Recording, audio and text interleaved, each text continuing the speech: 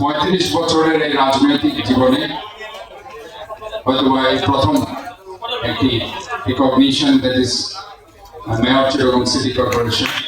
So আমি মনে করি এই পদটি আমার এখানে পদ নয়, এই পদটি আমাদের সবার এখানে যারা উপস্থিত আছে সবার সম্মিলিত প্রয়াসের মাধ্যমে আমি এই মেয়রশিপ আমি পেয়েছি। কাজে আমি সবাইকে নিয়ে আমি একসাথে কাজ করবো এই অধিকার করেছি। এবং চট্টগ্রামে আমি বলেছি যে এই শহরটি, চট্টগ্রাম শহরটি শুধু আমার একার শহর নয়, আমি সবাইকে নিয়ে একটি ক্লিন গ্রিন হেলদি সিটি ইনশাআল্লাহ চট্টগ্রামকে আমি করবো একটা পরিচ্ছন্ন।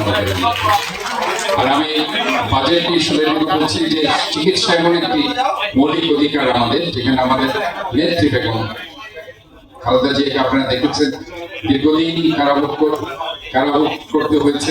ওনার মৌলিক যে অধিকার চিকিৎসা সেবা আমি পাইনি, বিদেশে যেতে দেওয়া হয়নি।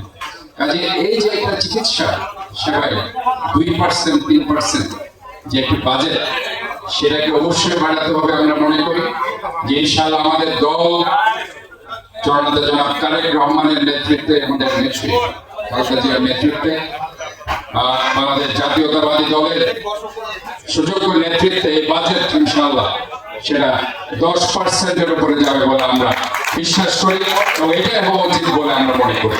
আমি আর বক্তব্য বাড়াচ্ছি না। আমি আজকে যারা অনুষ্ঠানটির আয়োজন করেছি মেডিকেল কলেজ, চট্টগ্রাম মেডিকেল কলেজে আমার জাতীয়তাবাদী ছাত্রদল পরিবার, তাদেরকে আমার অন্তরের অন্তঃস্থল থেকে আন্তরিক অভিনন্দন, মোবারকবাদ, ধন্যবাদ, শুভেচ্ছা জানিয়ে আগাম ঈদের ঈদ মোবারক জানিয়ে আমি আমার বক্তব্য শেষ করছি।